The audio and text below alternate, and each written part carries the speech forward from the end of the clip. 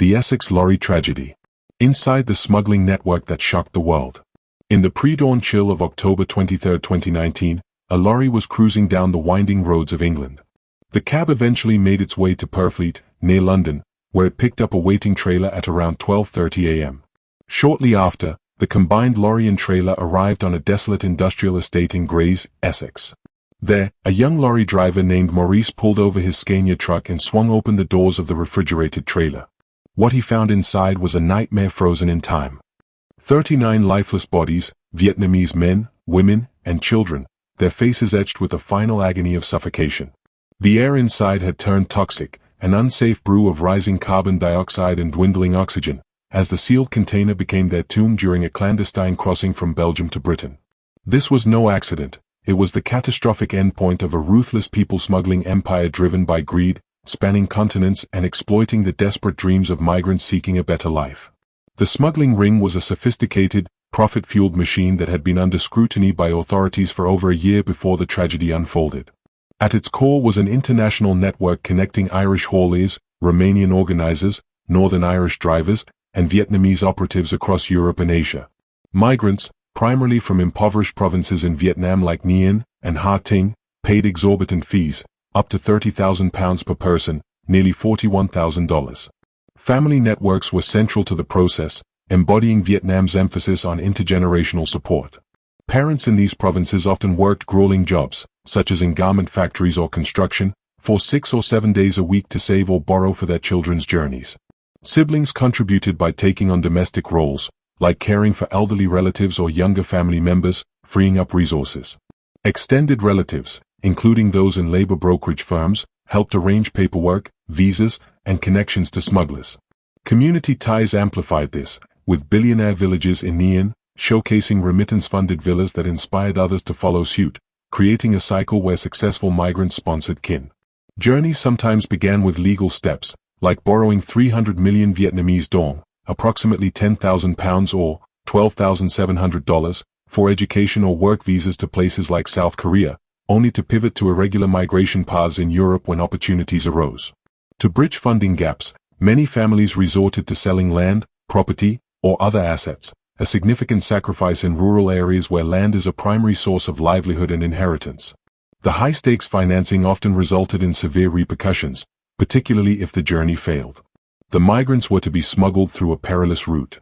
From Vietnam via air or land to Europe, then hidden in safe houses in France or Belgium, loaded into lorries for the Channel crossing, and finally transported to forced labor sites in the UK, such as herb farms or nail salons, to work off their debts. The fatal journey began weeks earlier. The refrigerated trailer, leased from County Monaghan on October 15, had made prior runs to Dunkirk, Lille, and Bruges.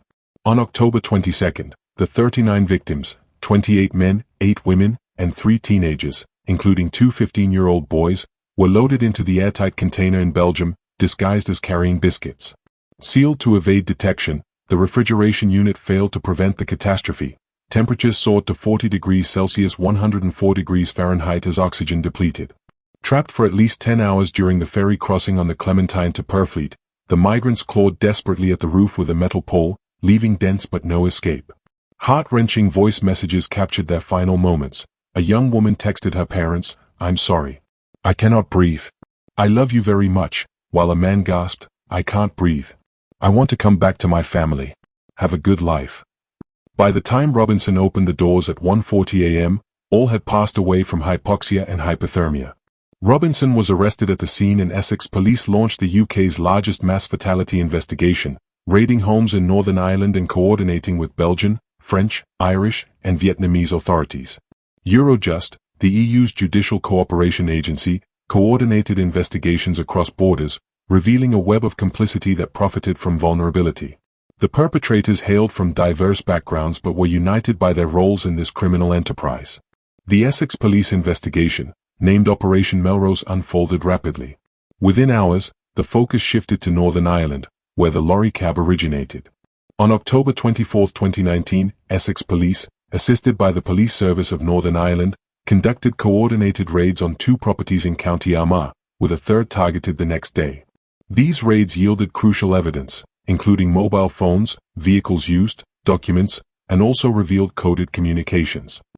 The operation treated human lives as mere cargo, referring to migrants as goods or chickens in the documents found. Belgian federal police provided CCTV from Zeebrugge port, tracing the trailer's loading, while French investigators shared intelligence on safe houses in Paris and northern France where migrants were held. Irish Gardaí assisted with raids and extraditions, given the border-spanning haulage operations. Vietnamese police helped identify victims through DNA and fingerprints, arresting 7 locals in Nguyen and Ha Tinh provinces for organizing illegal migration, leading to 4 convictions in 2020. This cross-border effort, involving real-time data sharing and simultaneous operations, exposed the network scale, with the Netherlands also contributing evidence on transit routes. The overwhelming evidence led to multiple arrests and a trial. The case was heard at the Old Bailey in London. This is the Central Criminal Court for England and Wales. During the trial, Ronan Hughes, a 41-year-old haulier from Tyhaland, County Monaghan in Ireland, emerged as a key ringleader. Owner of a trucking company, Hughes supplied the lorries, trailers, and drivers, which were essential for the transports. His operation was based in Northern Ireland, where he recruited from local networks, and he booked ferry crossings while coordinating with accomplices.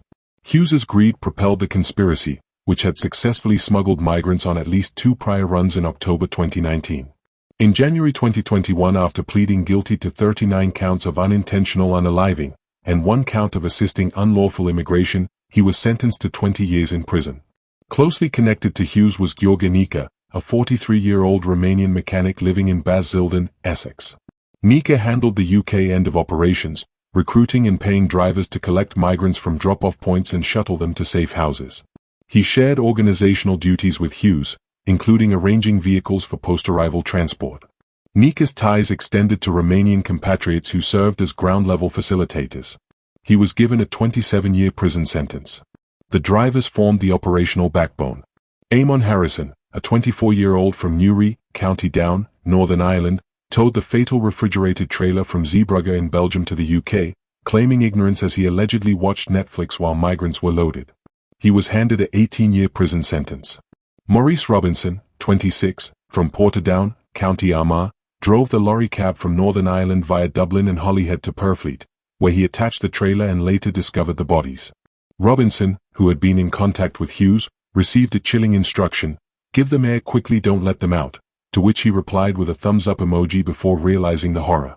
He was handed a prison term of 13 years and 4 months. Supporting roles were filled by others like Marius Mihai Drăghici, a 50-year-old Romanian dubbed Nica's right-hand man. Drăghici managed onward transportation in the UK, driving migrants from collection points. He was sentenced to 12 years and 7 months in prison. Christopher Kennedy, 24, from County Armagh, another driver linked to Hughes's network, facilitated unlawful entries. He was sentenced to 7 years in prison. Valentin Kalota, 38, a Romanian living in Birmingham, was sentenced to 4.5 years for assisting in immigration breaches. Alexandru Ovidiu Hanger, 28, a Romanian living in Tilbury, Essex, also assisted in immigration breaches and was sentenced to 3 years in prison. Gazme Nuzi, 43, an Albanian living in Tottenham, London, had a limited role outside the core group. He was handed a 10-month prison sentence. Caolan Gormley, from Caledon, County Tyrone, conspired in the immigration plot. He was sentenced to 7 years in prison. Drogo Stefan Damian was another facilitator. He was sentenced to 3 years and 10 months in prison. Reports from Vietnam confirmed that 4 defendants, aged between 24 and 36, were sentenced to prison terms ranging from 2.5 to 7.5 years for organizing and brokering illegal immigration, but their identities were not disclosed in media coverage or official statements. 3 others received suspended jail sentences. In January 2022, a Belgium court sentenced 19 others to prison. This included Vo Van Hong, a 45-year-old Vietnamese national who was identified as a ringleader. He was sentenced to 15 years in prison, after being found guilty of leading a criminal network responsible for trafficking migrants. Hong orchestrated the operation from a base in Brussels, overseeing the logistics, and was directly involved in managing safe houses, arranging transportation, and coordinating the movement of victims through Belgium. He denied involvement, claiming he was a victim, but evidence proved his central role. He was also fined €920,000, approximately $1,091,392. In France, 18 were convicted in November 2023. 4 Vietnamese got 9 to 10 years for involuntary unaliving, others 1 to 10 years or suspended terms for transport and housing. The families have received, or are in the process of receiving, compensation derived from confiscated assets of the convicted perpetrators, following UK court orders under Proceeds of Crime legislation.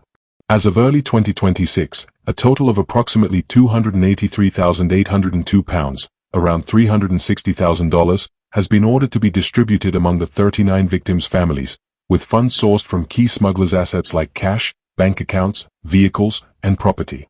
This amount is divided proportionally, though exact per-family figures aren't publicly detailed. The process began post-conviction in 2021, with confiscation hearings at London's Old Bailey. For example, in November 2023, Gheorghe Nica, a ringleader, was ordered to pay £65,157, approximately $88,500 from his available assets, all directed as compensation to the families.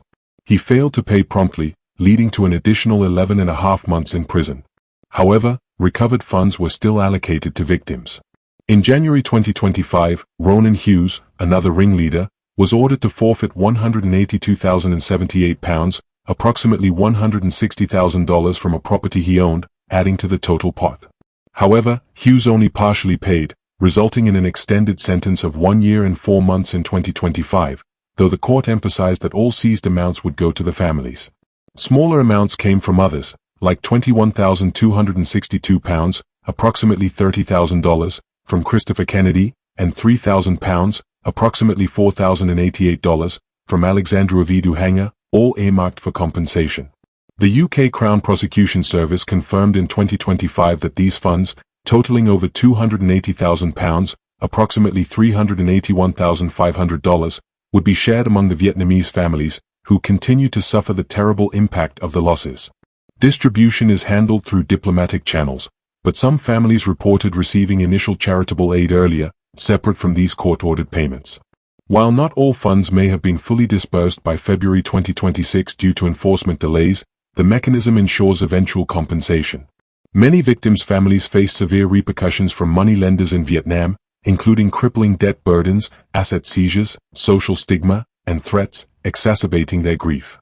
Even repatriating their loved ones added debt. In 2019, the Vietnamese government offered loans of approximately 66 million dong, or $2,840 per person, as neither UK nor Vietnamese authorities covered full costs, forcing impoverished families into more borrowing. A 2025 UK Home Office report notes that such debts can lead to family members being forced into labor or re-trafficking to repay, with cultural shame amplifying the repercussions. While court compensation may alleviate some burdens, it hasn't fully offset these long-term impacts for all families. The Essex lorry passings remain a stark emblem of human trafficking's horrors, where dreams of opportunity collided with criminal exploitation, leaving families shattered and perpetrators behind bars. If you'd like to hear more crime stories, please like and subscribe, and let me know your thoughts in the comments section.